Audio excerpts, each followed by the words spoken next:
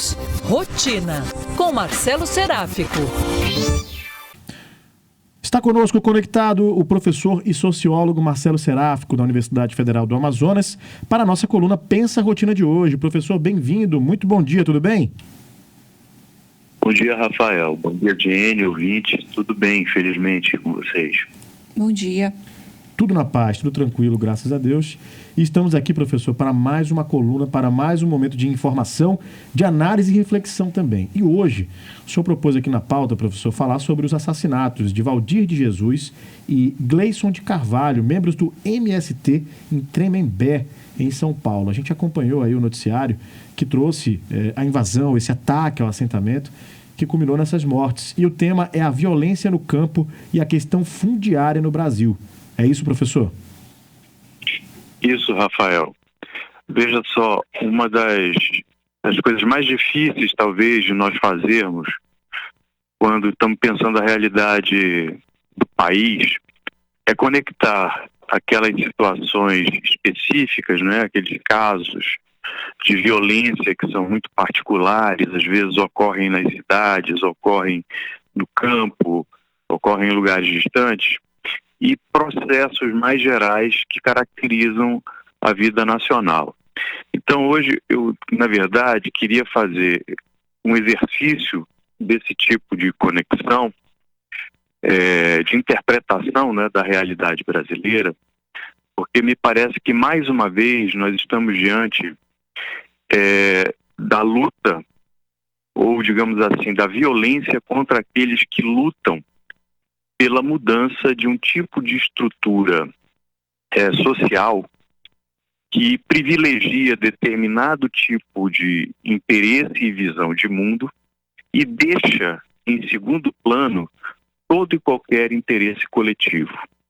Então, na verdade, o que eu vou tentar desenvolver aqui, nesses minutos que temos, é uma ideia acerca de que nós experimentamos ou lidamos o tempo todo com várias formas de privatização da coisa pública no Brasil e que essa privatização, processo, né, envolve uma enorme violência, uma enorme brutalidade, desde a origem do país, mas agora, contemporaneamente, isso assume formas um pouco mais sofisticadas e aí nós nem conectamos isso com a privatização. Nós hoje falamos de Gleison e de Valdir, mas no passado, mais recente, nós falamos de Dom e de Bruno. Se voltarmos um pouquinho mais atrás, nós falamos de Marielle. Se voltarmos ainda mais atrás, falamos de Dorothy Steng. Mais atrás ainda, falamos de Chico Mendes. Né? Em todos esses casos, há todos esses casos de violência, de assassinato, né, de pessoas que defendiam uns o empate, outros a reforma agrária, outros as terras indígenas. Em todos esses casos, os agentes desses processos estão vinculados a interesses relativos à terra, mas às vezes essa terra é indígena, noutras vezes pode ser um quilombo, noutras vezes pode ser um bairro de uma cidade ou o planejamento urbano de uma cidade.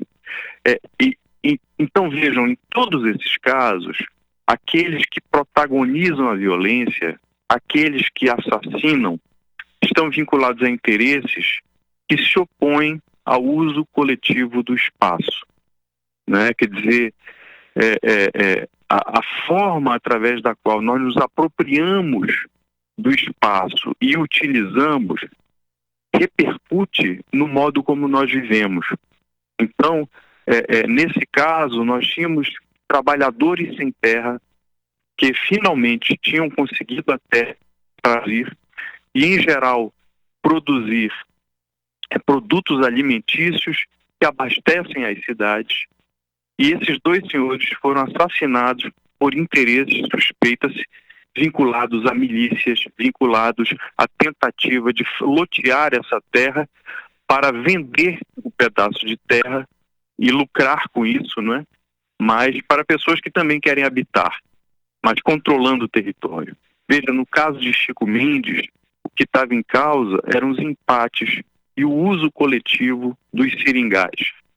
E quem se opunha a isso eram senhores, né, hoje ditos POP, vinculados à expansão das suas terras para a exploração de monoculturas com o fim de exportar, ou para a exploração de gado com o fim de exportar. No caso de Marielle, a mesma coisa, só que dentro do ambiente urbano. Quer dizer, pessoas lutando por uma outra forma, e aí são duas lutas diferentes, por uma outra forma de organizar o espaço urbano, de organizar as favelas, de levar direitos àqueles cidadãos e também direitos aos próprios policiais, né, foram vítimas daqueles que pretendem dividir o território e controlá-lo para fins privados. Quer dizer, e no caso de Dom e Bruno, processo semelhante, quer dizer, sujeitos que tentavam assegurar um direito já conquistado pelos povos indígenas, foram vítimas da violência de pessoas envolvidas com tráfico e que controle do território com fins privados na Amazônia. Então nós temos vários casos em que não só a questão fundiária está posta, né, mas como a questão urbana, não é? E a questão rural. Quer dizer, o problema do campo e o problema da cidade se colocam no mesmo plano. E eu diria que esse plano tem a ver com uma espécie de olhar para o Brasil, para o país, como se ele fosse um grande pasto, né? Esse olhar é o olhar dos proprietários, é o olhar dos donos, é o olhar daqueles que concentram certo poder econômico. Esse poder econômico também se traduz em poder político, porque muitas vezes as pessoas que protagonizam esses atos sequer são punidas, e quando são punidas não cumprem pena, né? Então é um olhar que olha para esse vasto espaço e entende o seguinte: olha, o que não é meu ainda será, e será mesmo que eu tenha que usar a força para isso. Não é? E usar a força contra quem? Contra aqueles que querem se apropriar também desse território, desse espaço, né? Mas de modo a utilizá-lo coletivamente, isto é, para um interesse que vai além de si mesmo, que tem impacto sobre a vida de outras pessoas que não são pessoas da sua família, não é? Que não são pessoas das suas relações íntimas, são pessoas, na verdade, são cidadãos que têm direitos, e esses direitos precisam ser assegurados, garantidos para que sejam usufruídos. Então, quando nós vemos isso, nós percebemos que esse tipo de mentalidade dos poderosos está colocado em vários planos da nossa vida. Não apenas nesse de que estamos falando aqui, quer dizer, em que a gente vê materializada a violência, a brutalidade, não é? E os impactos dela sobre a vida das pessoas, mas existe também uma outra visão em que essa violência não é percebida como violência. Quando nós estamos falando, por exemplo, do mercado financeiro, da especulação que se dá no mercado financeiro e do impacto disso sobre a vida de pessoas que, por conta de terem que atender aos interesses dos proprietários de ações, daqueles que fazem investimento em bolsa de valores, etc., acabam ficando, aqueles que têm a vida impactada por isso, às vezes envolve o aumento da Selic, que retira dos bancos ou do orçamento público um volume excepcional, né, de recursos que poderiam ser investidos em saúde, educação, saneamento. Quer dizer, é o mesmo tipo, eu diria, de vilania, né, de compreensão sobre um território, sobre um país, sobre cidadãos e cidadãs que ali vivem, como se fossem coisas, né? E, portanto, uma espécie de desresponsabilização ética até desses sujeitos que só enxergam na realidade os seus próprios interesses e procuram moldar essa realidade de modo a que seus próprios interesses se realizem.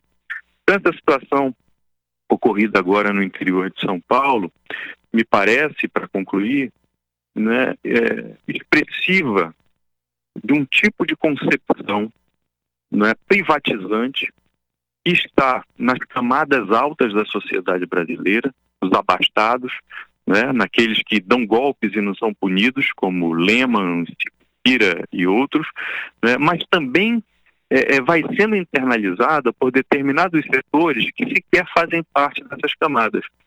Né? São setores que vivem também, às vezes, em muitas dificuldades e, na verdade, para superar essas dificuldades, incorporam essa forma de pensar e de agir, né? E transformam a violência numa estratégia, né? Se não de acumulação sistemática de riqueza, né? Mas uma estratégia de sobrevivência.